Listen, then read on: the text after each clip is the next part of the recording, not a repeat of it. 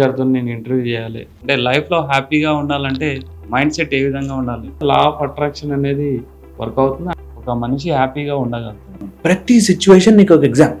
Okay, ప్రతి నిన్ను irritate చేసేవాడు నీ టాస్క్, నీ stress, that I will be happy after something. Happiness కి పక్కకు జరుపుతా ఉంటాం. ఆఫీస్ లో మనం బాగా కష్టపడి సింపుల్ చిన్న పాయింట్ జెన్జీ జనరేషన్ లో మీరు అన్నట్టు మనం చెప్తే వినే స్టేజ్ లో అయితే నీ పాస్ అయ్యి ఇంటర్వ్యూ ఉందనగా ఆ రోజు నాన్నకు హార్ట్ అటాక్ వచ్చిందని.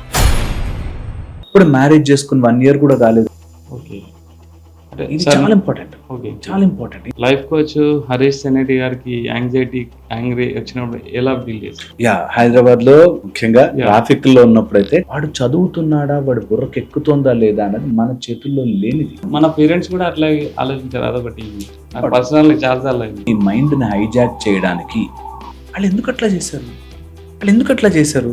నేను ఇంత మంచిగా ఉన్నానే, అందుకే లైఫ్ ని మేక్ ఇట్ ఈజియర్. దానివల్లే వాడు ఎవడో ఏదో స్టోరీ చెప్తాడు, దానికి పడిపోతాడు. అంత ఎమోషనల్లీ వీక్ ఉండకూడదు. నీ ఇప్పుడు జెన్జీ మైండే నెక్స్ట్ జనరేషన్ వాళ్ళకి మనీ వినడానికి ఒకసారి 2 సార్లు కాదు, నేను చెప్పే మాట 10,000 times వినైనా ఎక్కించుకోవాలి, ఫాలో అవ్వడం రావాలి. రియల్ లైఫ్ లో సాధ్యమా సార్? ఎందుకు మ్యారేజ్ చేసుకోవాలి అంటాడు. ఎందుకు చేసుకోవాలి అంటే ఇంకేం ఆన్సర్ ఉంటుంది, నా లైఫ్ నా ఇష్టం. నీ లైఫ్ ఇట్లా తిరుగుతుంది. ఎర్త్కి ఏమవుతుంది, భూమికి ఏమవుతుంది, ప్లాస్టిక్ ఏం చేస్తుంది, మన డిఫారెస్టేషన్ అంత ఏం ఆలోచించం. వీళ్ళు చెయ్యలేరు, చెప్పలేరు, లోపల బాధపడతారు. పేరెంటింగ్ లో ఒక 3 టైప్స్ ఉంటాయి. గెలుస్తావా ఓడుతావా ఆయనదే. ఎఫర్ట్ని ఎవరైతే స్ట్రెస్, డర్టీ, ఇంత కష్టమా ఇదా అని అనుకుంటారో వాడికి రాదు. బ్రహ్మ ముహూర్తంలో ఎందుకు లేస్తున్నావు అనేది క్లారిటీ ఉండాలి. లైఫ్ లో మంచిగా ఉండాలరా అన్నాడు అనుకో, నువ్వు మంచిగా ఉండి నువ్వేం బీకినావు అంటారు. 41st డే నుంచి కొత్త new cycle of life start అవుతుంది. దేవుడి మీద నమ్మకం కాదు, దేవుడికి నీ మీద నమ్మకం వచ్చేలా బిహేవ్ చేయాలి. అండ్ కర్మ ఎట్లా పనిచేస్తుంది తెలుసా, నీకు బాగా దగ్గరగా తీసుకెళ్ళి అక్కడ పిండుతుంది. సరే, ఇంకోటి ఫైనల్గా అంటే ఇప్పుడు జరుగుతున్న ప్రజెంట్ సిచ్యువేషన్స్, భార్యను భర్త చంపడం, భర్తను భార్య చంపడం, మెట్రో ట్రైన్లో చంపేసి వీఆర్ క్రియేటింగ్ కొత్త డిసీజెస్. రియల్ గా కూడా కర్మ సిద్ధాంతం అనేది ఉంటుందా, వర్కౌట్ అవుతుంది? ఎక్కుతలేదు మామ అంటారు. తెలుసుకున్న రోజున కర్మ సిద్ధాంతం అనేది పాయింట్ అర్థమవుతుంది మనకి. Good learning podcast. అందరూ లైఫ్కి వచ్చే అందరికీ తెలిసినదే, లైఫ్ లోకి ఇట్లా డికాషన్ దిగినట్టు దిగుతుంది. ఓకే, సో ఈరోజు మన టాపిక్ లో ఫిజికల్ ఫిట్నెస్ గురించి అందరూ మాట్లాడతారు. మెంటల్ ఫిట్నెస్ ఎలా ఉండాలి అంటే లైఫ్ లో హ్యాపీగా ఉండాలంటే మైండ్ సెట్ ఏ విధంగా ఉండాలి, ఒక హ్యాపీ ఫ్యామిలీ లీడ్ చేయాలంటే మనం స్ట్రెస్ని ఓవర్కమ్ చేసి మైండ్ సెట్ మనం ఎలా ఏర్పరచుకోవాలి మాట్లాడదాం. మనతో పాటు లైఫ్ కోచ్ హరీష్ తెనేటి గారు ఉన్నారు. Hi sir. Hello sir. Harish Teneti, Harish Rao Teneti relative sir. అసలు కాదు. So sir, life too short, be happy, don't worry, be happy. Morning లేస్తే మనకు వాట్సాప్లో వచ్చే కోడ్స్ ఇవి.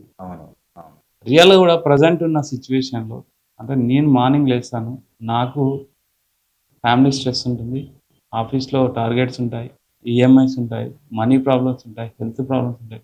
ఇవన్నీ ఓవర్కమ్ చేసి ఒక మనిషి హ్యాపీగా ఉండగలుగుతాడు. ఓయా, ఇందులో చాలా పాయింట్స్ ఉన్నాయండి. మనం ఆలోచించే విధానం చెప్పారు మీరు. దీనిలో చాలా పాయింట్స్ ఉన్నాయి. బీ హ్యాపీ అంటే అదేదో ఎక్కడో ఉండిపోయావు, అందులోంచి బయటకు వచ్చి హ్యాపీనెస్ కోసం వెతుకు ఈజ్ ద ఫస్ట్ దెబ్బ. ఓకే, మనం హ్యాపీగానే ఉంటాం. ఓకే, మనం మిగతా విషయాలు యాడ్ చేసి హ్యాపీనెస్ పక్కకు జరుపుతా ఉంటాం. Okay, it is just like మనకు అన్ని బాగున్నాయి, మనము బాలేదేమో అని ఫీల్ అయ్యి అదేదో జరిగితే నేను హ్యాపీగా ఉంటాను, so I will be happy after something.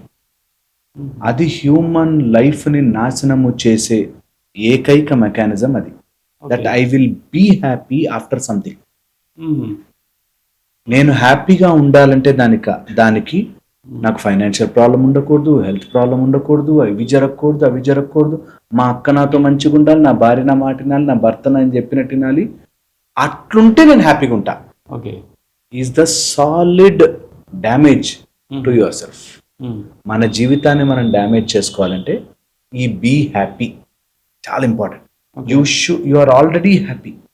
ఇక్కడి నుంచి ఆపరేట్ చేద్దాం. నా లైఫ్ ఈజ్ కంప్లీట్. నేను ఇప్పుడు ఏమి ఎక్కడికి పోను, ఎవడేమనుకుంటాడు, ఎవడేం జరుగుతుంది, నా హెల్త్ బాగుంటే బాగుంటానా. ఇక్కడ ఎవరైనా కూర్చుని, నిజంగా చెప్తున్నాను ఇది ఈరోజు ఎవ్రీవన్ షుడ్ ట్రై. ఒకవేళ నేను ఆ భీమ్ ఫట్టను అన్నింటినీ మార్చేసాను అనుకోండి, ఓకే. అది నిజంగా సాల్వ్ అయినా మనకు వచ్చే ప్రాబ్లం ఏమి ఉండదు, ఆనందం ఏమి ఉండదు. చాలామంది సార్ నాకు ఫైనాన్షియల్లీ స్టేబుల్ అయిపోతే సార్ హ్యాపీగా ఉంటా అన్నాడు. సరే నేను మ్యాజిక్ చేశాను అనుకో, డబ్బున్నోడని చూడండి అమెరికాకి వెళ్ళాలి అని ఎగబడిన వాడు అమెరికాకి వెళ్ళి అక్కడ ప్రాబ్లమ్స్ ఫేస్ చేస్తారు. గిన్నెలు కడుక్కోవాల్సి వస్తుంది, డిష్ వాషింగ్, చెత్త తీయాలి, వాళ్ళకి వీకెండే హ్యాపీ.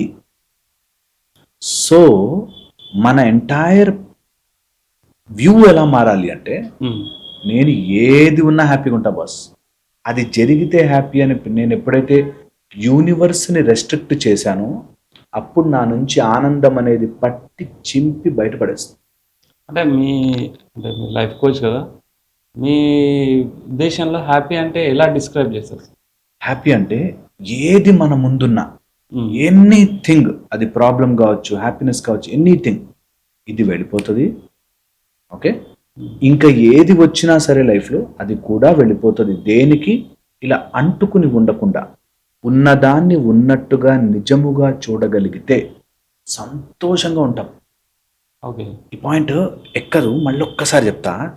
దట్ దేనికో ఒక దానికి మనం అటాచ్ అయిపోతాం. ఓకే, ఆ అటాచ్మెంట్ పోతుందనే భయంలో పరుగులు తీస్తాం, ఆర్ అటాచ్మెంట్ పోయిన దాన్ని తెచ్చుకోవాలి అనే దాంట్లో పరుగులు తీస్తాం. అంటే ఇప్పుడు కాంపిటేటివ్ వాళ్ళు అది కామన్ కదా సార్. అంటే నేను ఒకటి అచీవ్ చేయాలి, ఒకటి నేను ఎలాగైనా నా ఫ్యామిలీ బ్యాక్గ్రౌండ్ చేంజ్ చేయాలి, లేకపోతే నేను ఆఫీస్లో మంచి పేరు తెచ్చుకోవాలి, ఇవన్నీ ఉండాలి కదా సార్. మంచి ఉండాలి. కొన్ని బాధపడితే చేంజ్ అయిపోతాయా? స్ట్రెస్ పడితే చేంజ్ అయిపోతాయా? ఓకే, వరీ అవుతే చేంజ్ అయిపోతాయా? అక్కడ మొదలు పెట్టాలంటున్నా. The entire just vision change, that ఇవన్నీ నాకు ఆనందం ఇస్తుందేమో అని ట్రై చేస్తున్నా అంతే. ఓకే, ఆనందం పోగొట్టుకుని ట్రై చేయడం కోసం కాదు. నువ్వు లైఫ్లో ఏది ఆనందం పొందాలన్నా నీ ఆనందం అనే కరెన్సీ ఇచ్చే పాయింట్ తెలియాలి మనకి. దట్ నేను ఒక డాక్టర్ అయితే మంచి లైఫ్ లీడ్ చేస్తా అని ఇప్పుడు ఆనందాన్ని సాక్రిఫైస్ చేసి ఇంకొక ఆనందాన్ని పొందాలని చూస్తాం. ఓకే, ఆఫీస్లో మనం బాగా కష్టపడి బాగా ఎక్కువ పొజిషన్లోకి వెళ్తే డబ్బులు వస్తే దాంతో ఆనందాన్ని కొంటానేమో అని ఇప్పుడున్న ఆనందాన్ని మనం కరెన్సీగా వాడుతున్నాం. ఓకే, సింపుల్ చిన్న పాయింట్. నాకు కూడా రియల్ అర్థం కాలేదు. ఇప్పుడు ఆఫీస్ లో ఒక టార్గెట్ ఉంటుంది సార్, అది రీచ్ అయితే నాకు మీరు అన్నట్టు మనీ వస్తాయి, ప్రమోషన్ వస్తుంది, హ్యాపీగా ఉంటా. ఓకే, అందులో తప్పేంటి? ఇప్పుడు ఎందుకు సఫర్ అవ్వడం అంటున్నా. ఇప్పుడు నీ ఆనందాన్ని, ఇప్పుడు టార్గెట్ ఉంది, టార్గెట్ రీచ్ అవుతాం, ట్రై చేస్తాం. మనం మనుషులుగా ఏం చేయగలుగుతాం? ట్రై మాత్రమే చేయగలుగుతాం. అదే ఇప్పుడు స్ట్రెస్ పడ్డానుకో, ఇప్పుడున్న ఆనందాన్ని బాగా వాడి నలిగి అప్పుడెప్పుడు ఆనందం కోసం ట్రై చేస్తున్నాం. Okay, so we are always happy. ఈ హ్యాపీనెస్ని తీసుకెళ్ళి ఇంకొక హ్యాపీనెస్ కొనడానికి రన్ చేసి టయర్డ్ అయిపోయి లైఫ్ని అప్పుడెప్పుడో 5 ఏళ్ల తర్వాత నేను బ్రతకాలి కాబట్టి ఇప్పుడున్న లైఫ్ని స్ట్రగుల్ చేసుకుంటూ ఈ లైఫ్ని బ్రతకడం లేదు. అందుకని హ్యాపీనెస్ ఇస్ ఆల్వేస్ దేర్. నువ్వు అక్కడెక్కడో ఉంది అనుకున్న రోజులు వెళ్ళిపోతుంది. అంటే మీ టార్గెట్ ఉండాలి కానీ దీన్ని ప్రెషర్ పెట్టద్దు. లైఫ్లో అన్ని టార్గెట్స్ ఉంటాయి, అన్ని సిచ్యువేషన్స్ వస్తాయి, చాలా థింగ్స్ మన కంట్రోల్లో లేని వస్తాయి. మా దగ్గరికి ఎంతమంది వస్తారంటే పిల్లలు, ఎగ్జామ్కి ముందు రోజు యాక్సిడెంట్ అయిందని, అన్ని పాస్ అయ్యి ఇంటర్వ్యూ ఉందనగా ఆ రోజు నాన్నకు హార్ట్ అటాక్ వచ్చిందని, లైఫ్లో చాలా ప్రేమించి పెళ్లి చేసుకున్నామండి, ఇప్పుడే వస్తానని వెళ్ళి యాక్సిడెంట్ అయి చనిపోయారండి, హస్బెండ్ అప్పుడు మ్యారేజ్ చేసుకుని 1 year కూడా కాలేదు, అట్లాంటివి. అలా లైఫ్ చాలా ఛాలెంజెస్ వేస్తుంది మన మీదకి. ఎన్నో రకాలు వస్తాయి. వీటన్నిటికీ నేను ఆనందంతోనే కొడుతున్నాను. దట్ అది గనక ఉంటుంటే నేను హ్యాపీగా ఉండేవాడిని, అలా జరుగుంటే నేను హ్యాపీగా ఉండేవాడిని. బాధ ఉంటుందేమో, ఆ బాధని సఫరింగ్గా మార్చుకుని జీవితాంతం బాధపడతారు. ఇందులోనే మిస్టేక్స్ అవుతాయి. ఒక ఆయనకి మంచి జాబ్, శాలరీ అంతా బాగుండే, ఎవడో ఫ్రెండ్ పరిచయమే చెప్పాడు, అందులో ఇన్వెస్ట్ చేస్తారా మీకు మస్తు వస్తాయి డబ్బులు అని. ఆ మస్తు వస్తే డబ్బులు ఏమవుతుంది, ఇంకా ఆనందంగా ఉండొచ్చు అని లింక్ పెట్టుకుని ఇప్పుడున్న దాంట్లో ఎక్కువ లోన్లు తీసేసుకుని అక్కడెక్కడో ఆనందాన్ని కొనుక్కోవడానికి ఇక్కడి నుంచి వీడి ఆనందాన్ని మొత్తం పెట్టి ఇంకా అది సంపాదించడానికి స్ట్రెస్ పడి ఇంటికి వెళ్ళి పిల్లల మీద అరిచి మా వైఫ్ మీద అరిచి నీకు తెలీదు నాకు ఎంత స్ట్రెస్ ఉందో అని అరిచి ఇక్కడున్న ఆనందాన్ని మొత్తాన్ని పోగొట్టుకుని అక్కడెక్కడో ఆనందం ఉంటుంది బాస్, దాన్ని కొనుక్కోవాలి అని పరుగులు తీస్తారు. ట్రై చేయి, డోంట్ వరీ అబౌట్ ఇట్. ఇంకా పెద్ద పొజిషన్ ట్రై చేయి, ఇంకా పెద్ద పొజిషన్ ట్రై చేయి. అట్ ద సేమ్ టైం నీ ఆనందాన్ని అమ్ముకుని ఇంకొక ఆనందాన్ని కొనుక్కో. ఓకే, ఇది చాలా ఇంపార్టెంట్, చాలా ఇంపార్టెంట్. ఈ బేసిక్ పాయింట్ దట్ నువ్వు ఆల్కహాల్ తాగితే మస్తు మజా వస్తుందిరా అని అనుకున్నావంటే ఇప్పుడు రైట్ నువ్వు అది తాగుతున్నప్పుడు ఎంత గొంతు మండినట్టు ఉంటుంది, అది తాగుతుంటే ఒకలాగా ఉంటుంది అని ఫీలింగ్ ఉంటుంది చూసారా, అలాగా ఇలా మత్తు పడిపోయి నువ్వు ఇంకో ఆనందాన్ని ఏదో పొందామని చూస్తున్నావు. అది ఇంపార్టెంట్. ఎప్పుడైతే నువ్వు దాన్ని అర్థం చేసుకుంటామో దెన్ పరుగులు తీయడం ఆపేస్తాము. పరుగులు అంటే నేను హరీబరీగా ఆఫీస్కి స్టార్ట్ అయ్యాను. కార్ ఎక్కి కార్లో కూర్చొని లేదా బైక్ మీద వెళ్తున్నాను. ఆ బైక్ మీద వెళ్ళేటప్పుడు నాకు మా అబ్బాయి స్కూల్కి వెళ్ళిందో లేదో, మా అమ్మాయి స్కూల్కి వెళ్ళిందో లేదో, అక్కడ కరెక్ట్గా అవుతుందో లేదో, వాళ్ళ తర్వాత ఈ ఆలోచనలు ఉంటాయి. లేదు మా వైఫ్ కూడా జాబ్ చేస్తుంది, తనే జాబ్ చేస్తుందా, వెళ్ళిందా, లేకపోతే వర్క్ ప్రెషర్ ఎక్కువైపోయిందా, ఇంట్లో నేను ఫ్యామిలీని కరెక్ట్ లీడ్ చేస్తున్నానా లేదా, మనీ ప్రాబ్లమ్స్, ల్యాండ్ ప్రాబ్లమ్స్, ఇవన్నీ ఉంటాయి సార్. ఏవేవో ఆలోచనలు వస్తుంటాయి. వన్స్ మనం ఇంట్లో నుంచి బయటికి వెళ్ళాక స్టార్ట్ అయ్యేటప్పుడు అంటే మన ఆలోచన ఏ విధంగా ఉండాలి అంటే వైల్ డ్రైవింగ్ కానీ రైడింగ్ కానీ. హైదరాబాద్లో ముఖ్యంగా ట్రాఫిక్ లో ఉన్నప్పుడైతే చాలా విషయాలు ఆలోచించుకోవాలి. నేనంటాను ఎండ్ లెస్, నాట్ కట్టలేని విషయాలు ఆలోచించదు, ఎండ్ చెయ్యలేని విషయాలు ఆలోచించదు. సపోజ్ మనకి పిల్లలు చదువుతున్నారా లేదా, మనం ఏం చేయగలుగుతాం దానికోసం? స్కూల్లో వేస్తాం, ఫీజు కడతాం, వాటి కోసం సంబంధించిన ఫెసిలిటీస్ ప్రొవైడ్ చేస్తాం. ఓకే, వాడు చదువుతున్నాడా, వాడు బుర్రకు ఎక్కుతుందా లేదా అన్నది మన చేతుల్లో లేనిది. సార్ అంటే ఒక చిన్న విషయం అంటే ఇలాంటి ఆలోచన ఇప్పుడు మనకు స్టార్ట్ అయిందా? మన పేరెంట్స్ కూడా అట్లా ఆలోచించారు. అదొకటి ఎప్పటికీ ఉందండి. ఎప్పటికీ కూడా మన మైండ్ ఏం చేస్తుందంటే అదేదో ఫిల్ చేయలేదు నువ్వు, ఇంకా అది ఇంకా కంప్లీట్ కాలేదు, ఇదేంటి అని ఆన్సర్ వెతుకుతూ ఉంటుంది. ఓకే, నిజంగా ఆన్సర్ చెప్పేస్తే సైలెంట్ అయిపోతుంది. ఆన్సర్ చెప్పనివ్వదు, చెప్పిన ఆన్సర్ ఒప్పుకోనివ్వదు. ఓకే, ఫర్ ఎగ్జాంపుల్ మనకి నైట్ డోర్ వేసానా లేదా అని డౌట్ వచ్చింది, డోర్ వేసానా లేదా అని డౌట్ వచ్చినా కానీ మైండ్ కూర్చొనివ్వదు. ఒకసారి చెక్ చేస్తే అయిపోలే అని అనుకుని చెక్ చేసి అమ్మయ్యా కదా. సో పాయింట్ ఈజ్ మైండ్కి ఎప్పుడు ఆన్సర్ సాటిస్ఫాక్టరీగా ఉంటే ఆగిపోతుంది. ఎవరైతే ఆన్సర్ ఇవ్వలేరో దానికి వాడు ఎందుకు అట్లా బిహేవ్ చేశాడు, ఇప్పుడు ఏదైనా ఆఫీస్లో గొడవ అయింది, ఇంట్లో ఏదైనా గొడవ అయింది అనుకో, వాళ్ళు ఎందుకు అట్లా చేశారు, నేను ఇంత మంచిగా ఉన్నానే, ఆన్సర్ నీకు సాటిస్ఫాక్టరీగా లేదు, వాళ్ళు చెప్పినా కూడా రోజంతా డిస్టర్బెన్స్ అవుతుంది. సో ఏదైతే నీ మైండ్లో ఆన్సర్గా ముడిపెట్టి పక్కన పెట్టవో నీకు అది టార్చర్ పెడుతుంది. దానికి ఎవరైతే బార్ ఎక్కువ పెట్టేసి వాళ్ళు నా మాట ఒప్పుకునేదాకా నాకు ఆన్సర్ దొరకలే అని ఎప్పుడైతే మైండ్కి చెప్పావో ఆ థాట్ నిన్ను టార్చర్ పెడుతుంది. సింపుల్ చేసేసేయాలి. అందుకే లైఫ్ని మేక్ ఇట్ ఈజియర్. దట్ స్కూల్కి వెళ్తాడు, వాడు చదువుకుంటాడు, మనకేంటి అనగానే నీ మైండ్ ఒక 10 సార్లు చెప్పగానే ఓకే ఆ స్విచ్ ఆఫ్ చేసేస్తున్నావు అయిపోగానే. ఓకే, నాకు బ్రేక్ఫాస్ట్కి మంచి పన్నీర్ దోశనే కావాలి అని పెట్టుకున్నాం అనుకోండి, ఆ దోశ దొరకని రోజున మైండ్ తిప్పుతుంది ఇంకా. ఓకే ఓకే సో అట్లాగా ఆల్కహాల్ కావాలి అని ఎలా అయితే ఎడిక్షన్ అయిపోతుందో అట్లా మన మైండ్లో కొన్ని థాట్స్ మనమే ఓపెన్గా పెట్టుకుని బాధపడుతూ ఉంటాం. అది ట్రాఫిక్లో వెళ్ళినప్పుడు, మైండ్ ఎంప్టీడ్ ఉన్నప్పుడు, where your autonomic system activate అవుతుంది అంటారు. నేను డ్రైవ్ చేస్తున్నావు, కాన్స్టెంట్గా ఎక్కడ డ్రైవ్ చేయాలి, ఏది వత్తాలని మన ఎఫర్ట్ లేదు కాబట్టి మైండ్ స్లోగా డిఫాల్ట్ మోడ్ నెట్వర్క్ అని DMN అనే నెట్వర్క్లోకి వెళ్ళిపోయి ఇంకా అన్ని ఎంటీడ్ ఉన్న ఆన్సర్లన్నీ వెనక్కి లాక్కొస్తుంది. అది చేయలే, ఇది చేయలే, వీళ్ళు ఎట్లా ఉన్నారు, వాళ్ళు ఎట్లా ఉన్నారు, అన్ని దానికి ఆన్సర్ చెప్పు అని తీసుకొస్తుంది. ఓకే, సో అందుకని ట్రాఫిక్లో ఉన్నప్పుడు నేను ఎట్లాంటివి ఆలోచించాలంటే ఈ ఆలోచన వల్ల నాకు ఇంప్రూవ్మెంట్ వచ్చేటట్టు ఉండాలి. For example good learning podcast, నేర్చుకునే విధానం, మార్చుకునే పద్ధతులు ఏమైనా ఉన్నాయా, అండ్ ఇది ఇప్పుడు నేను ఏం టాస్క్ ఫినిష్ చేస్తే బాగుంటుంది అనే వాటి మీదకి మన మైండ్ ఫోకస్ పెడితే మిగతా స్ట్రెస్ అంతా తగ్గుతుంది. కొంతమంది ఏం చేస్తారంటే ఏవి చెయ్యలేమో, ఫర్ ఎగ్జాంపుల్ హార్న్ కొడతా ఉంటారు, వాడు పోవాలి అనుకున్న వాడితే రోడ్డు మీద కూర్చోడు. ఓకే. వాడికి హార్న్ పెట్టినంత మాత్రాన వాడేమి అరే రే హార్న్ కొట్టి నన్ను జ్ఞానోదయం చేసావే అని అనుకోడు వాడు. వాడు ఇంకో 2 సార్లు హార్న్ కొడతాడు. సో ఏవైతే మన కంట్రోల్లో లేవో వాటి గురించి ఆలోచించడం కంటే వాటికి ఈజీ ఆన్సర్స్, మనుషులు ఇట్లాగే ఉంటారు అంతే. మనకు ప్రశాంతతని వాడికి అప్పు ఇవ్వకూడదు. మన ప్రశాంతతని వాడి కోసం ఖర్చు పెట్టద్దు. ఇది చాలా చాలా important for every part of life. A part of life అయినా సరే గొడవని పెంచుకుంటూ పోతే నా ప్రశాంతతని నేను పోగొట్టుకుంటున్నా. ఓకే. ఇది వినడానికి ఒకసారి 2 సార్లు కాదు, నేను చెప్పే మాట 10,000 టైమ్స్ వినైనా ఎక్కించుకోవాలి. ఇది వర్త్ మిలియన్. దట్ నేను నా ప్రశాంతతని ఏ సిల్లీ ఫ్యాక్టర్ కోసం పోగొట్టుకోను, అందులోనూ ఈగో కోసం పోయితే అసలే పోగొట్టుకోను. రియల్ లైఫ్ లో సాధ్యమా సార్? ఒక పర్సన్ నోడు ఏదో అనిపోయాడు, మనం మీరు అన్నట్టు అంత ప్రశాంతంగా ఉండగలదు అంటే అంత అప్పుడు ప్రశాంతత లేదంటే వాడు అన్నది కరెక్ట్. వాడిది అన్నది వాడికే ఇచ్చేసాం నిజంగా. ఓకే. ఇప్పుడు రోడ్డు మీద మన కార్లో వెళ్తుంటే ఒక డాగ్ వెంటబడింది. ఓకే, అదే ఆ డాగ్ అట్లా అరుస్తుంటే ఊరుకుంటానా అని చెప్పి కార్ పక్కన ఆపి మనం కూడా డాగ్ లా కూర్చుని బాబు బాబు అని డాగ్ తారం కదా.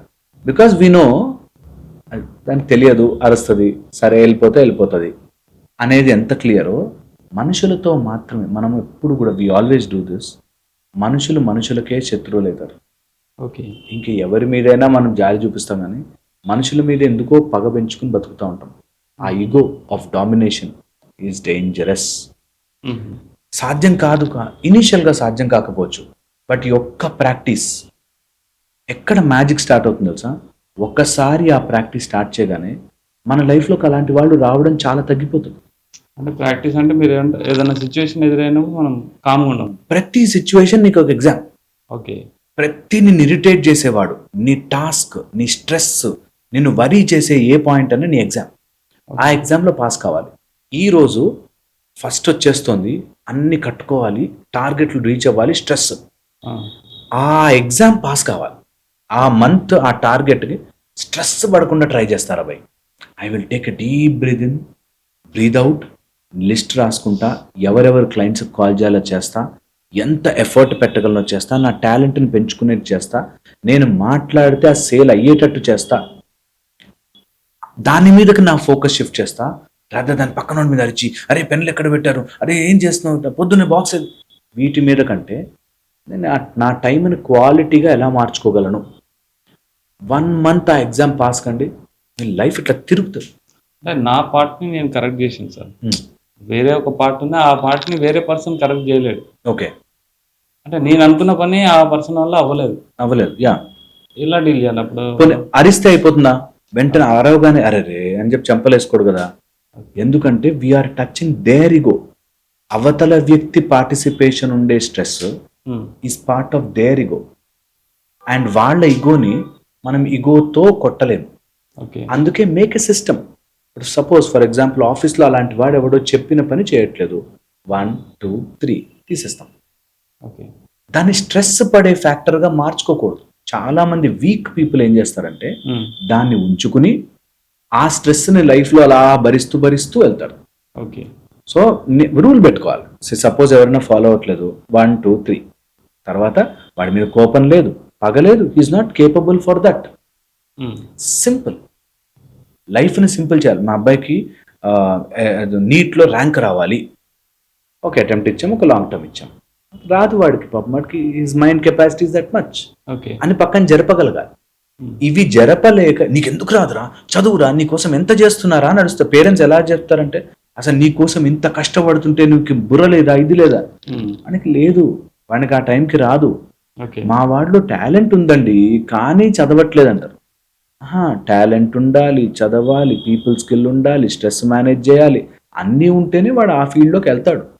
మీరు పేరెంటింగ్ గురించి చెప్పారు కాబట్టి, అంటే ఈ బిజీ లైఫ్లో సార్ మనం పిల్లలతో అయితే ఎక్కువ స్పెండ్ చేయలేము. మీరు అన్నట్టు వాళ్ళకి ఫెసిలిటీస్ ఇస్తాం.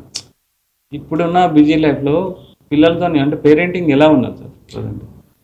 ఫస్ట్ వచ్చేసి పేరెంట్స్కి కొన్ని అథారిటీస్ ఉంటాయి.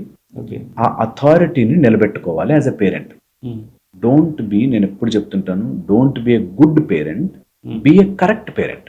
ఓకే. నేను మంచి అనిపించుకోవడానికి, నా పిల్లలకి నేను గొప్ప నాన్నని, గొప్ప అమ్మని అనిపించుకోవడానికి ఓవర్ ద బోర్డ్ వెళ్ళి అన్నీ చేయకండి వాళ్ళకి. పిల్లలు has to survive in this universe, in this world. ఇలాంటి నీ సిచ్యువేషన్స్, లాంటి సిచ్యువేషన్ మళ్ళీ వాళ్ళు కూడా వెళ్తారు. సో నువ్వు ఎంత స్ట్రెస్ అండ్ ఎన్వైరన్మెంట్ ఉంటారో నీ పిల్లలు అట్లాగే దిగుతారు. ఓకే. దిగుతారు అట్లాగే, ఇంకా రిఫైన్డ్ వర్షన్లో కాఫీ డికాషన్ దిగినట్టు దిగుతారు. ఓకే. సో పాయింట్ ఇస్, ఎంత మనం కూల్గా ప్రశాంతంగా పేరెంటింగ్ చేయగలుగుతాము, ఎంత సింపుల్ లైఫ్ని చేయగలుగుతాము అంత ఈజీ అవుతుంది. చాలా మందికి తెలియదు ఏంటంటే, పేరెంటింగ్ అనగానే నేను ఒక గొప్ప పిల్లల్ని కనేసాను, ఇంకా వాళ్ళ జీవితం అంతా చాలా గొప్పగా ఉండడానికి నేను ఇమాజిన్ చేసుకుంటూ ఉండాలి, దానికోసం నేను ఏదైనా చెయ్యాలి అనే తపనలో బ్రతుకుతారు. That hurriedness will cause bad parenting. So simple చేసేసేయాలి ప్రాసెస్. నీ హౌస్కి కొన్ని రూల్స్ ఉండాలి, ఆ రూల్స్కి మీరే రూల్స్ అండ్ రెగ్యులేషన్స్ పెట్టే వాళ్ళే ఉండాలి.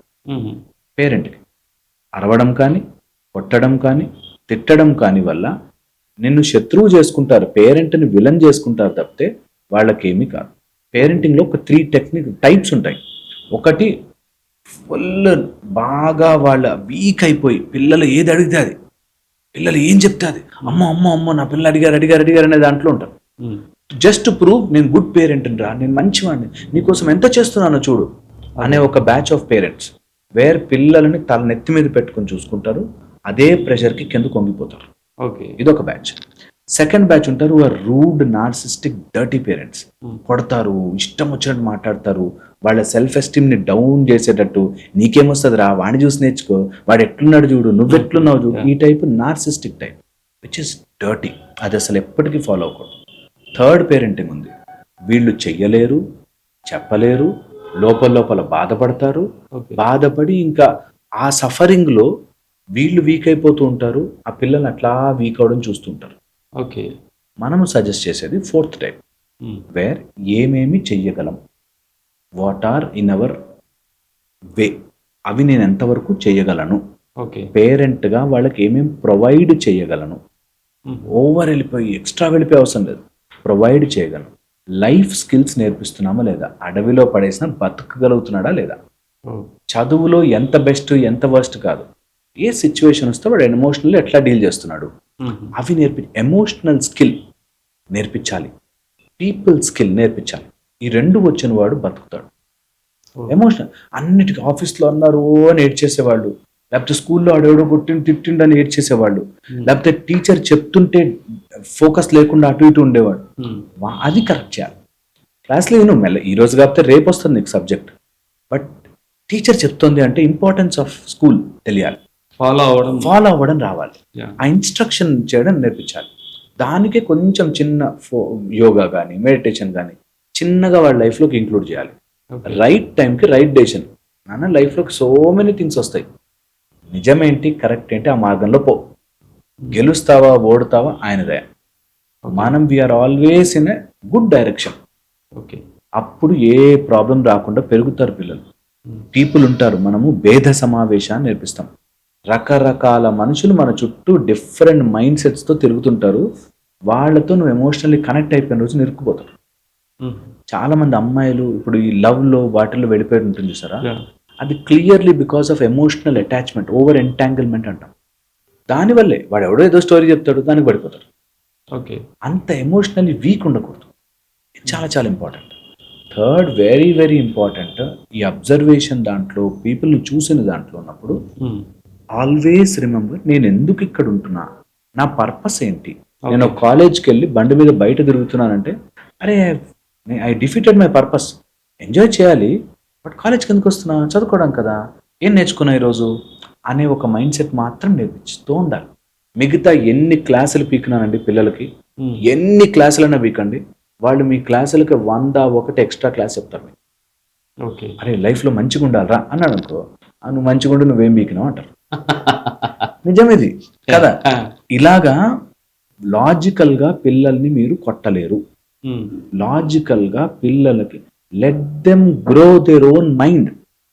బట్ ఈ basic rules, people skills, emotional skills, focus, ఈ 3 పేరెంట్స్ నేర్పిస్తే చాలు, మిగతాదంతా సెకండరీ. ఓకే. ఈ జెన్‌జీ జనరేషన్ అంటున్నారు సార్. ఈ జెన్‌జీ జనరేషన్‌లో మీరన్నట్టు మనం చెప్తే వినే స్టేజ్‌లో అయితే లేరు. ఉండదు. వాళ్ళు అంటే మనం ఒక 40 ఇయర్స్‌లో నేర్చుకునేది వాళ్ళొక 12, 15 ఇయర్స్‌లోనే అన్నీ అంటే అన్నీ తెలిసినాయి వాళ్ళకి. యాహ్! అంటే ఫిజికల్‌గా గానీ, మెంటల్‌గా గానీ, అంటే ఒక లవ్ అనేది గానీ, ఇది గానీ, డ్రగ్స్, సిగరెట్స్ అన్నిటి మీద ఒక అవగాహన వచ్చేసింది. వీళ్ళతోని ఎలా డీల్ చేయాలి? యాహ్! డీలింగ్ అంటే ఇప్పుడు ఇన్ఫర్మేషన్‌తో పాటు మిస్‌ఇన్ఫర్మేషన్ ఉంటుంది అనే విషయం నేర్పించాలి. నేను ఈ ఎగ్జాంపుల్ ఎప్పుడు చెప్తుంటా. గుడ్ ఎఫెక్ట్స్ ఆఫ్ కాఫీ అని కొడితే ఇంత పెద్ద లిస్ట్ వస్తది. బ్యాడ్ ఎఫెక్ట్స్ ఆఫ్ కాఫీ అని గూగుల్‌లో కొడితే ఇంత పెద్ద లిస్ట్ వస్తది. నీకేంటి కరెక్ట్ అనేది తెలుసుకోవడమే జీవితం యొక్క ఈ జెన్‌జీ ఆర్ జనరేషన్ వాళ్ళకి హెల్ప్ అవుతుంది. That there is misinformation, there is information. ఎవడో ఒకడు నీ మైండ్ని హైజాక్ చేయడానికి వెయిట్ చేస్తూ ఉంటాడు. నువ్వు జాగ్రత్త పడు. నీ ఇప్పుడు జెన్‌జీ మైండే నెక్స్ట్ జనరేషన్ వాళ్ళకి మనీ. నీ మైండ్ అంతా తీసుకుపోయి ఒక గేమ్లో పెట్టించాడంటే ఆ గేమ్ వాడికి డబ్బులు వస్తాయి. ఓకే. సో నీ మైండ్ని అబ్జార్బ్ చేయడానికి ఎవడో ఒకడు వెయిట్ చేస్తూ ఉంటాడు. ఎవడో ఒకడికి అబ్జార్బ్ అవ్వాలి, మనం తప్పదు. ఓకే, బట్ నువ్వు రైట్ టైం రైట్ వాళ్ళకి వెళ్తున్నావా లేదా అన్నది క్రాస్ చెక్ చేసుకోవాలి. ఇది ఒక్కటే నేర్పించాలి పిల్లలకి. వాళ్ళ information is much more bigger than మన ఇన్ఫర్మేషన్. మనకు వచ్చిన ఇన్ఫర్మేషన్ కంటే వాళ్ళకి చాలా తెలుసు.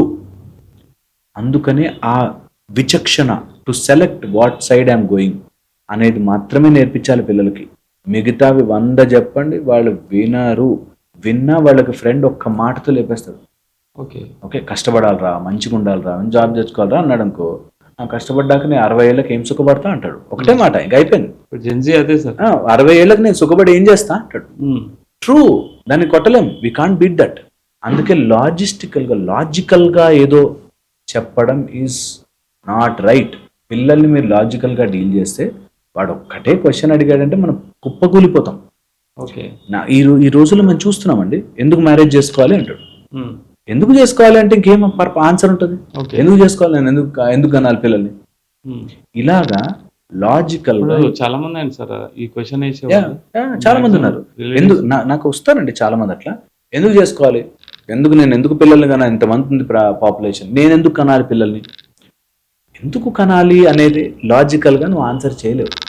ఒక స్టేజ్ వచ్చాక ఒంటరితనం అయిపోతే, అరే నాకంటూ ఒక ఫ్యామిలీ లేదే అని చెప్పామనుకో, నేను ఒంటరే అవ్వా, అంత ఒంటరితనం వస్తే సూసైడ్ చచ్చిపోతా, నా లైఫ్ నా ఇష్టం. సో అందుకని లాజికల్గా వీళ్ళని డోంట్ టచ్ దెమ్. లాజికల్గా యూ కాంట్ ఆన్సర్. ఎందుకు? They are mixing logic and emotion to it. And వాళ్ళ సెంట్రిక్, మీ సెంట్రిక్ వరల్డ్ అయిపోయి నా ఆనందం ముఖ్యం, ఓకే, మిగతాదంతా ఫ్యామిలీ, సొసైటీ, లైఫ్ ఎట్టుపోతుంది అన్నది సెకండరీ అయిపోయింది. నా ఆనందమే నాకు ముఖ్యం. ఓకే, దానివల్లే మనం ఇంత కాంక్రీట్ జంగల్ని తయారు చేసుకున్నాం. నా కంఫర్ట్ కోసం ఆ ఎలక్ట్రిసిటీ వల్ల, ఆ లైట్ల వల్ల, వాటి వల్ల ఎంత ఫోన్లు ఎంత డ్యామేజ్ చేస్తున్నా కూడా మనం ఆ ఫోన్లు అలా చూస్తూనే ఉంటాం. కానీ నా ఆనందం ముఖ్యం నాకు అనేటట్టుగా తయారు చేస్తాం మన సొసైటీని, మన మొత్తం పొల్యూషన్ని అంతా అలాగే చేసుకున్నాం మనం. దట్ నాకు సుఖంగా ఉండాలి. ఎర్త్కి ఏమవుతుంది, భూమికి ఏమవుతుంది, ప్లాస్టిక్ ఏం చేస్తుంది, మన డిఫారెస్టేషన్ అంత ఏం ఆలోచించం. అలాంటి ప్రపంచంలో మారుతోంది కాబట్టి వాళ్ళకి మనం లాజిక్ ఒకటి చెప్తే వాళ్ళు 100 చెప్తారు. సో అందుకని చిన్నప్పటి నుంచి choosing the right path, making a same decision అనేది నేర్పించాలి. బ్రెయిన్ పెట్టి ఇది మంచిదా కాదా, ఇది నాకు రైటా రాంగా అని మాత్రమే ఆలోచించుకోవాలి. వాళ్ళకి ఆ టైంలో రైట్ అనిపిస్తే చేసి, వాళ్ళు దెబ్బ తగిలితే వెనక్కి వచ్చేంత కెపాసిటీ కూడా ఇవ్వాలి. చాలా మంది ముందుకెళ్ళిపోయి, అరే నాకు చేసేసాను కదా ఇంక వెనక్కి పోలేను, అప్పుడెప్పుడో ఎవరినో ప్రేమిస్తాడు, ఆ టైంలో నాకు ప్రేమ కరెక్ట్ అనిపించింది చేస్తాడు. తర్వాత నేను ఇంకా ప్రేమించాను కాబట్టి నా లైఫ్ ఏం లేదు, ఇంకా నేను ఇట్లాగే తాగి పడిపోవాలి, ఇట్లాగే డ్రగ్స్ తీసుకోవాలి, నన్ను మోసం చేశారు అనే దాంట్లోకి వెళ్ళిపోతారు. ఓకే, సో అందుకని they should be ready to come back. తప్పు చేస్తే ఓకే రా, you can come back and again start fresh, ఏం కాదు లైఫ్కి అనే ఒక చిన్న ఫ్లెక్సిబిలిటీ నేర్పిస్తే, మొండితనం కంటే ఫ్లెక్సిబిలిటీ నేర్పిస్తే చాలా బాగుంటుంది. సార్ మీరు లైఫ్ కోచ్ కదా, అంటే మీ ఎక్స్పీరియన్స్లో జనరల్గా నేను వింటుంటాను వీడియోలో కానీ, అంటే మీరు మాట్లాడిన law of attraction, subconscious mind, నువ్వేదన్నా అనుకుంటే నేచర్ నీకు సపోర్ట్ చేస్తుంది, ఈ వర్డ్స్ ఉంటాయి సార్. అంటే గోల్ ఓరియంటెడ్గా రియల్గా కూడా లా ఆఫ్ అట్రాక్షన్ అనేది వర్క్ అవుతుందా? అంటే మీ ప్రాక్టికల్ ఎక్స్‌పీరియన్సెస్ ఎవరన్నా అంటే ఇంతకుముందు ఏమన్నా ఉన్నాయా అట్లా? లా ఆఫ్ అట్రాక్షన్ వర్క్ చేస్తుందండి. అట్లా అనుకోగానే రాదు. Law of okay. అట్రాక్షన్‌కి there is lot of effort మన సైడ్ నుంచి పెట్టాలి. మనం ఏదైతే మనం అట్రాక్ట్ చేయాలి అనుకుంటున్నామో హ్మ్. దాని మీదనే ఎఫర్ట్ పెట్టాలి. 1000 సార్లు బల్బు కనిపెట్టడానికి ఫెయిల్ అయినా హ్మ్. మళ్ళీ 1001సారి ట్రై చేసేవాడికి లా ఆఫ్ అట్రాక్షన్ పనిచేస్తుంది. ఓకే. ఎవరైతే దాన్ని పాజిటివ్‌గా అటువైపుగా ఆలోచిస్తూ అది కావాలి నా లైఫ్‌లోకి అని పని చేస్తారో లా of attraction is equal to law of vibration plus law of action. Okay. Law of attraction is equal to law of vibration plus law of action.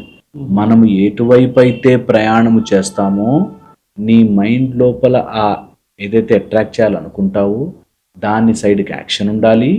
అలాగే మన లోపల వైబ్రేట్ అవ్వాలి. అంటే ఫర్ ఎగ్జాంపుల్ నేను ఒక ఐఏఎస్ ఆఫీసర్ అవ్వాలి అనుకుంటే నా ప్రిపరేషను నేను చదువుకోవాలి. హ్మ్. ప్లస్ హ్మ్. ఒక ఐఏఎస్ ఆఫీసర్ అయితే నేను ఎలా ఉంటాను హ్మ్. అనేలాగా నువ్వు వైబ్రేట్ అవ్వగలగాలి. ఓకే. ఈ 2 లేకపోయిన వాళ్ళు లా ఆఫ్ అట్రాక్షన్ ట్రై చేసి ఇవేం పని చేయవురా అని వదిలిపెడతారు. హ్మ్.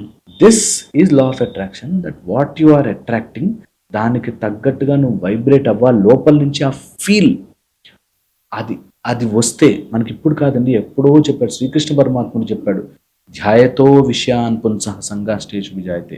ఎప్పుడైతే మనం అదే పదే పదే ఆలోచిస్తామో ఓకే. దాని యందు మనకు అనురాగం అధికమై అదే మన లైఫ్‌లోకి ఇట్లా డికాషన్ దిగినట్టు దిగుతది. ఆ! అది నిజం. నైస్. సో, అందుకని వస్తుంది మన లైఫ్‌లోకి. నువ్వేది ఆలోచిస్తున్నావు? రోజు నేను వీకు, నా వల్ల గాదు, నా స్ట్రెస్సు అంటున్నావా? ఇంకో 4 స్ట్రెస్ ఎక్కువొస్తుంది. ఓకే. ఎప్పుడైతే ఈ స్ట్రెస్ మనుషులు కాకపోతే చెట్లకొస్తదా? మనకే వస్తది. You will try to sort it out అనే ధైర్యంతో ముందుకెళ్తే, ఏది కావాలో అది మన లైఫ్‌లోకి రావడం మొదలవుతుంది. ఓకే. ఇది జరగడానికి కొంచెం ఇంక్యుబేషన్ పీరియడ్ అని కొంత టైం అన్నా పడతది. ఏదైనా ఈరోజు పెట్టగానే రియల్ ఎస్టేట్‌లో పెడితే రేపొద్దున డబ్బులు రావు. అలాగే లా ఆఫ్ అట్రాక్షన్ కూడా ఈరోజు స్టార్ట్ చేయగానే రేపొద్దున రాదు. మెల్లిగా వితిన్ 41 డేస్, 60 డేస్ అరే! ఇంత ట్రాన్స్‌ఫార్మ్ అయింది. హ్మ్. నేను ఇంత బాగున్నానే అని తెలిసిన రోజున వదలరు. ఓకే. అందుకే చాలామంది మీకు లా ఆఫ్ అట్రాక్షన్ ప్రూవ్ చేయండి అంటే చేయలేరు. హుహు. బికాస్ ప్రూవ్ చేయాలంటే వాడికి ఆ సిస్టమ్‌లోకి అందులోకి అర్థమయ్యేటట్టు రావాలి. ఓకే. సో, అది జరగడానికి టైం పడుతుంది కాబట్టి 41-60 డేస్ హ్మ్. ఒక పని మీద దానికి ఆపోజిట్ ఏమీ పెట్టకుండా అంటే నాకు క్రికెటర్ అవ్వాలనుంది. కానీ నేను బర్గర్‌లు తింటూ కూర్చుంటా, పొట్ట పెంచుతా అంటే కాదు. కాదు. దానికి తగ్గ యాక్షన్ మనం చేస్తే ఆటోమేటిక్‌గా మనకి మీరన్నారు అట్రాక్ట్ అవుతుంది. 41 డేస్ ఫార్ములా అన్నారు. యాహ్! వీడియోస్‌లో గూడా విన్నాను. ఆ! ఆ! రియల్లీ వర్కౌట్ అవుతుందా? వర్కౌట్ అవుతుందండి. ట్రై చేసి చూడండి. నేను అందుకే అంటాను ఎప్పుడు ఫస్ట్ 1-20 డేస్ మన బ్రెయిన్ ఫైట్ చేస్తది మనతో. ఓకే. ఇవన్నీ అవుతాయా? జరగవు ఇవన్నీ. ట్రై చేసినా ఏమైంది? ఆళ్ళెవరు మారలే. ఏమైందని ఫస్ట్ 20 డేస్ ఆపుతది. 21-40 అయితే రెబెలియన్. బా చేసావు. హ్మ్. ఇంకా చాలా ఆపేయి. ఓకే. 20 డేస్ చేసావుగా చాలులే అని ఆపుతది మన మైండ్. 41 డేస్ అందులోనే ఉంటే you will see 41st day నుంచి కొత్త new cycle of life start అవుతుంది. ఆ 41 డేస్ ఒక గోల్ ఓరియెంటెడ్‌గా చేయండి. చేంజ్ అవుతాయండి. సో మెనీ థింగ్స్ చేంజ్ అవుతాయి. ఓకే. Everyone should try. ఒక్క 41 రోజులు మనకు కావాల్సిన గోల్ వైపుగా అడుగులు వేయాలి. హుహు. దాని తర్వాత మనం ఆగం. ఓకే. వి నో ఓకే ఏది సాధించాలన్నా నేను ఒక 41 రోజులు దీక్షలా పట్టుబడితే ఐ విల్ చేంజ్. అంటే నేను ఎర్లీగా లేవాను సార్. నేను ఎర్లీ మార్నింగ్ లేవాలనుకున్నాను. 41 డేస్ లేస్తే మనకు సెట్ అయిపోతదని. ఇది చాలా మందికి ఉండే డౌట్. బ్రహ్మముహూర్తంలో లేచేస్తున్నా నేను అని చెప్పి. ఆ! బ్రహ్మ ముహూర్తంలో ఎందుకు లేస్తున్నావు అనేది క్లారిటీ ఉండాలి. ఓకే. ఎందుకు లేదు? ఓకే. నేను ఈరోజు నీకు మ్యాజిక్ చేసేసా అన్నీ. నువ్వు లేచావు బ్రహ్మముహూర్తంలో. ఎందుకు? ఆ 41 డేస్ నువ్వు ఏం ఎస్టాబ్లిష్ చేయాలని లేస్తున్నావు అనేది క్లారిటీ ఉంటే నీకు ఆ బ్రహ్మముహూర్తం టైం హెల్ప్ చేస్తుంది. 4:00కే లేచావు. ఎందుకు లేస్తున్నావో తెలియదు. ఏదో జరగాలి, ఏదో జరుగుతుందిలే ర్యాండమ్‌గా. అట్లా మనకేమి సూపర్ పవర్స్ వచ్చి చుట్టూ ఇట్లా లైట్ వచ్చి అట్లా ఏమి ఉండదు. ఓకే. చాలా మందికి అర్థం కాని విషయం ఏంటంటే ఒక పర్పస్ పెట్టుకుని హ్మ్. Have a limit, have a goal. ఈ 41 డేస్ నేను అకంప్లిష్ చేయగలిగినది అని పెట్టుకుని రిజల్ట్ చూస్తే లైఫ్ చేంజ్ అవుతుంది. ఓకే. ఆ 41 డేస్ సపోజ్ నేను ఒక 5 కేజెస్ తగ్గాలి is a clear defined goal.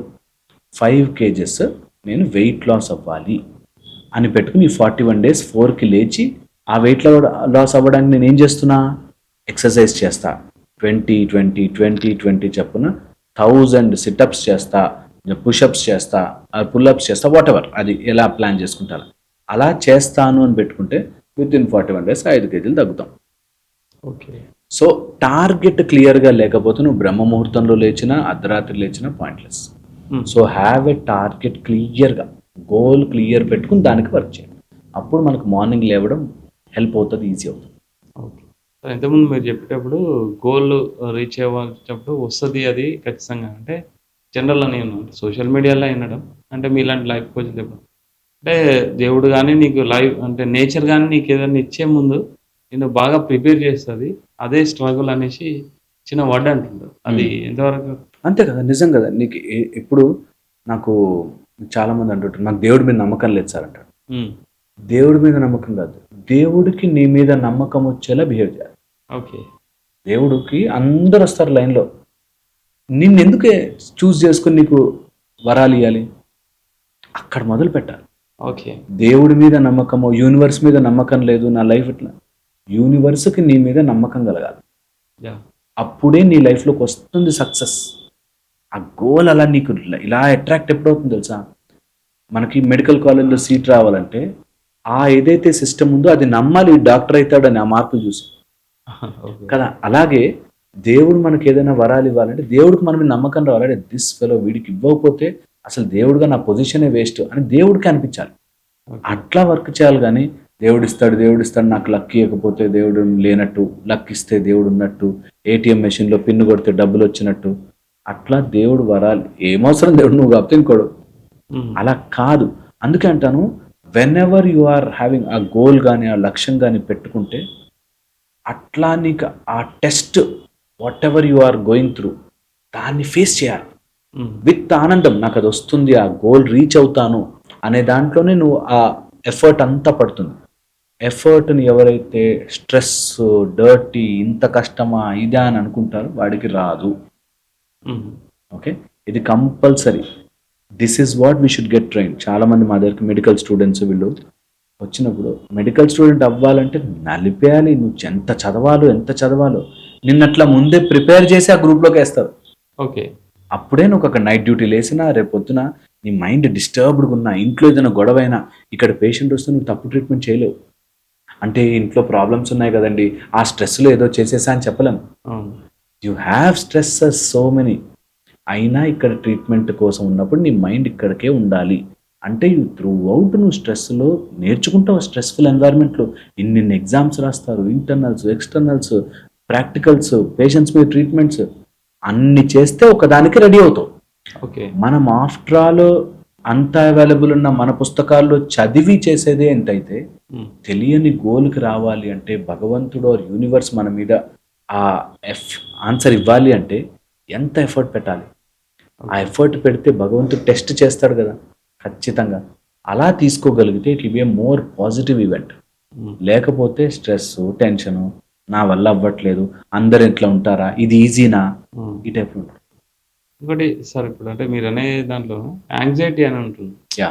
Anxiety ఇప్పుడు నేను వస్తున్నాను, హరీష్ గారితో నేను ఇంటర్వ్యూ చేయాలి, అదే అడగాలి, ఇది అడగాలి, అంటే జరిగే దానికంటే ముందే అట్లా చేయాలి, ఇలా చేయాలనే అనుకోవడం, అది యాంగ్జైటీ అంటారా? యాంగ్జైటీ ఎగ్జాక్ట్ అంటే ఏంటి? ఎగ్జాక్ట్ ఎప్పుడైతే అలా పరుగులు తీస్తూ మైండ్ ఉంటుందో యాంగ్జైటీకి వెళ్ళిపోతుంది.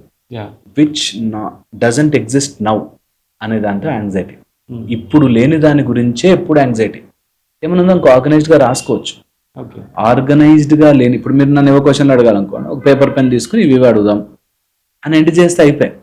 కానీ మన మైండ్ ఏం చేస్తే అట్లా అడిగితే బాగుంటుందా, ఇట్లా ఇది చేస్తే బాగుంటుందా, తొందరగా అయిపోతుంది కదా, అరే ఎందుకు ఇట్లా, ఇవన్నీ లేనిదే ఊరికే మైండ్ క్రియేట్ చేస్తుంది. అట్లా రన్నింగ్ మైండ్ యాంగ్జైటీ క్రియేట్ చేస్తుంది.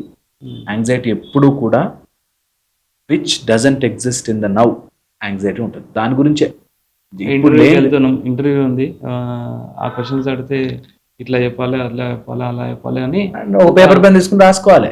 ఓకే. మైండ్లో ఊరికే వేవరింగ్ థాట్స్ వల్ల అది వచ్చేసరికి మర్చిపోతాము, ఎట్లాగో ఏం అడగాలో మర్చిపోతాము. అట్ ద సేమ్ టైం మనకి ఇంకా దాన్ని పర్ఫామ్ చేయాలేమో అనే దాంట్లో యాంగ్జైటీ పెరిగిపోతుంది. వాట్ డజంట్ ఎగ్జిస్ట్ నౌ, ఇది పైపైన లెవెల్లో చెప్తున్నా మీకు. బట్ డీప్గా వెళ్తే మన లోపలుండే ఎలక్ట్రిసిటీ, మన లోపలుండే మైక్రోప్లాస్టిక్స్, మన లోపలుండే డైజెషన్, మెటబాలిజం, మైండ్ హెల్త్, వీటి వల్ల మనకి యాంగ్జైటీ వస్తుంది. బట్ అండర్లైన్గా ఎక్కడో ఒక్క థాట్ పట్టుకుంటుంది, బాగా చేస్తాను లేదా, ఇంకా దీంతో ఫుల్గా తిరుగుతుంది. సో యాంగ్జైటీ సో మెనీ మెథడ్స్లో వస్తుంది, బట్ ఫండమెంటల్ ఒక పాయింట్, అది ఇప్పుడు ఉండదు, రైట్ నౌలో ఎగ్జిస్ట్ కాదు. ఎవరికైనా యాంగ్జైటీ వస్తుంది అనుకోండి, ట్రై చేయండి, బ్రీద్ ఇన్ బ్రీద్ అవుట్, ఇప్పుడు ఉందా, అంతే, ఆగిపోతుంది. రైట్ నౌలో యాంగ్జైటీ ఉండదు. ఎప్పుడు ఫ్యూచర్ గురించో పాస్ట్ గురించో దాని గురించే యాంగ్జైటీ, స్ట్రెస్, వర్రీ, టెన్షన్లు ఇవన్నీ ఇప్పుడు జరగని వాటి గురించే. ఓకే. లైఫ్ కోచ్ హరీష్ సెనేటి గారికి యాంగ్రీ వచ్చినప్పుడు ఎలా ఫీల్ చేస్తారు? వస్తుందండి, అందరికి వస్తుందండి. కోపాలు వస్తాయి, బాధలు వేస్తాయి, అన్నీ ఉంటాయి. ఎంత క్విక్గా వెనక్కి వస్తాం. ఆ ఒక్క సెకండ్లో నీ మైండ్ నిన్ను పరుగు పెట్టిస్తూ పట్టాలి. ఎందుకు కోపం వస్తుంది? అంత ఏం నా ఈగో దెబ్బతినేసింది ఇక్కడ, అంత ఏం దానివల్ల నేను ఎఫెక్ట్ అయిపోవాలి అని పట్టుకున్నవాడు గెలుస్తాడండి. అసలే ఎమోషన్ రాదు, అసలే బాధ.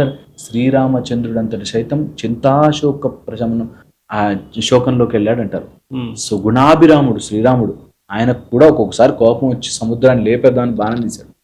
ఎంత క్విక్గా దాని నుంచి బయటకు వస్తాము అనే దాన్ని బట్టి మనిషి యొక్క క్వాలిటీ డిపెండ్ అయి ఉంటుంది. మనం రియాక్ట్ అయిపోయి కారు వెనక డాగ్ పరిగెట్టినట్టు వెళితే వీఆర్ యానిమల్స్. మనం దాన్ని దాటి బయటకు వచ్చిన రోజున we will turn our cells into humans. So human అంటే ఎక్కడో వర్డ్ చదివాను, హ్యూ అంటే లైట్, మ్యాన్ అంటే లైట్ మ్యాన్ అని. మనం ఎప్పుడైతే మనలో ఆ కాంతిని ఆర్ ఆ లైట్ని అబ్జర్వ్ చేయడం స్టార్ట్ చేస్తామో, ఈ చిన్న చిన్న చిన్న చిన్న చిన్న వాటికి we will just not worry. క్విక్గా మైండ్ తీసుకెళ్తుంది, నేను వెంటనే వెనక్కి తీసుకొస్తాం. అది గనక రాగలిగితే అందరూ లైఫ్కి వచ్చే, అందరికీ తెలిసినదే, మేమేం కొత్తగా చెప్పేది ఏముండదు. బికాస్ నెంబర్ ఆఫ్ క్లయింట్స్ని చూస్తూ ఉంటాం కాబట్టి వి నో వాళ్ళ మైండ్ ఎట్లా తిప్పుతోంది వాళ్ళని. ప్రాబ్లం కాదురా, అది సిచ్యువేషన్, దాన్ని డీల్ చేయొచ్చు, ఆ ధైర్యం ఎందుకు లేదు మీకు అనే సింపుల్ పాయింటే.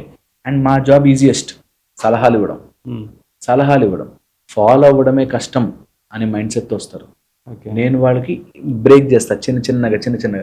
ఈరోజు ఒక్కటి చేయి, నీ మైండ్కి అలవాటు చేయి, ఈరోజు ఇంకొంచెం చేయి, మైండ్కి అలవాటు చేయి.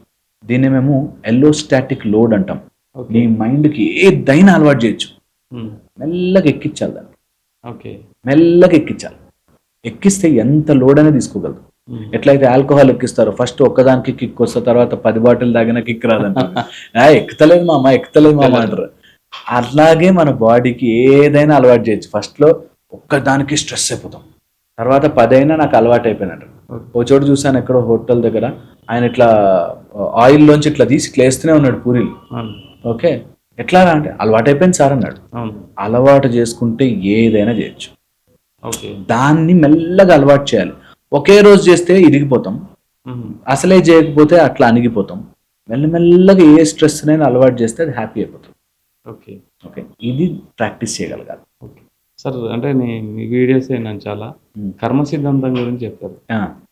కర్మ సిద్ధాంతం రియల్గా ఉంటుందా? అంటే ఏదైనా మనం చేసినా వాడి కర్మకు వాడైపోతాడు అనేసి అంటారు. మనకి ఏదైనా మంచి వచ్చినా నీ కర్మ ఫలితాన్ని నువ్వు అనుభవిస్తున్నావు అని అంటారు. రియల్గా కూడా కర్మ సిద్ధాంతం అనేది ఉంటుందా, వర్కౌట్ అవుతుందా? ఈ రెండు దీస్ ఆర్ ఆల్ పారాడాక్సెస్ అంటాం. రియల్ అంటే చెక్ చేయలేం, రియల్ అని ఏదైనా అన్నామంటే చెక్ చేయాలి. బట్ ఈ కర్మని మనం చెక్ చేయలేం. ఎందుకంటే కర్మ ఫలితాన్ని ఇచ్చేది యూనివర్సల్ ఫోర్స్, భగవంతుడా, దేవుడా, ఏమన్నా. కర్మ యొక్క ఫలితాన్ని ఇచ్చేది యూనివర్సల్ ఫోర్స్. మనం ఇది చేస్తే కర్మ పాజిటివ్ వస్తుంది, ఇది చేస్తే నెగిటివ్ వస్తుంది అని మనము అంచనా వెయ్యలేము. ఓకే, సో ఇది కర్మ వల్లనే వచ్చింది అనడానికి మన దగ్గర డైరెక్ట్ ప్రూఫ్ లేదు. It's all indirect proof. Okay, indirect proof అంటే అక్కడెక్కడో పొగొస్తుంది అంటే ఏదో కాలిందేమో, మనం కాలింది చూడలే, మంట చూడలే, కానీ పొగ చూస్తే ఒక ఏదైతే ప్రమాణంగా పెట్టుకున్నామో అలా కర్మ ఇస్ అన్ ఇండైరెక్ట్ ప్రూఫ్. నీకు ఇగో ఆ జన్మలో ఈ కర్మ చేసావు కదా, ఈ జన్మలో నీకు ఇది వచ్చింది అని ఎవ్వడు మానవ రూపంలో చెప్పలేడు. ఎవరైనా గొప్ప గురువులకి ఏమైనా తెలుస్తుందేమో కానీ మానవ రూపంలో చెప్పలేం. సో ఇది ఫండమెంటల్.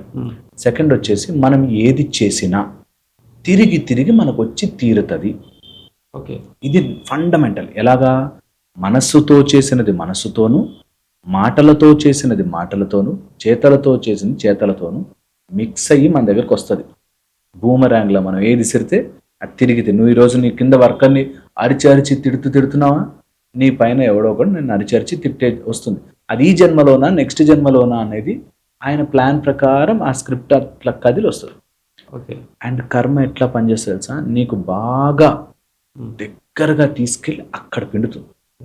నా కొడుకు అంటే చాలా ఇష్టం అండి, వాడికి గోరు ముద్దలు తినిపించి వాడికి అన్నీ చేస్తే వాడు పెడతాడు పెంట. ఓకే. నిజమది. నిజంగా ఏదైతే మనకు బాగా నచ్చుతుందో అక్కడ తిప్పుతాడు. ఓకే. దట్ ఇవన్నీ బంధాలురా, అనవసరంగా పెట్టుకున్నావురా, నువ్వు ఈ కర్మ అనుభవించేసి రియలైజ్ అయ్యి బయటకు రావాల్సిందే. That is how we learn. అందుకే కర్మ సిద్ధాంతం చదువుకుంటే ఒక టైప్ ఆఫ్ బ్యూటిఫుల్ అవేర్నెస్ వస్తుంది. ఓకే. అది తెలుసుకోవాలి అందరూ కూడా. అండ్ సిద్ధాంతం wise, philosophy wise, at the same time ఆచరణ వైజ్ కూడా చాలా బాగుంటుంది. రేపొద్దు నాకు ఈ కర్మ నాకు వెనక్కి వస్తుంది అన్నప్పుడు నేను తప్పు చేయను. నాకు వెనక్కి వస్తుంది రా భయ్, ఎందుకు ఆ తప్పు అనే దాంట్లో కదా. ఆడి కర్మను ఆడైపోతాడు అని వదలం. నేను ఏం చెయ్యగలను అన్నది మాత్రం చేస్తాం. భగవంతుడు చేస్తాడు అని కాదు, భగవంతుడు చెయ్యడు. నువ్వు నీ రూపకంగా నువ్వేం చేయగలవు. అంటే ఇప్పుడు నాకు ఎవరైనా ఒకరు మోసం చేసి అని వదిలేసేయాలా, లేకపోతే కర్మకు వాడైపోతాడని? ఎందుకు వదులుతావు కర్మగా?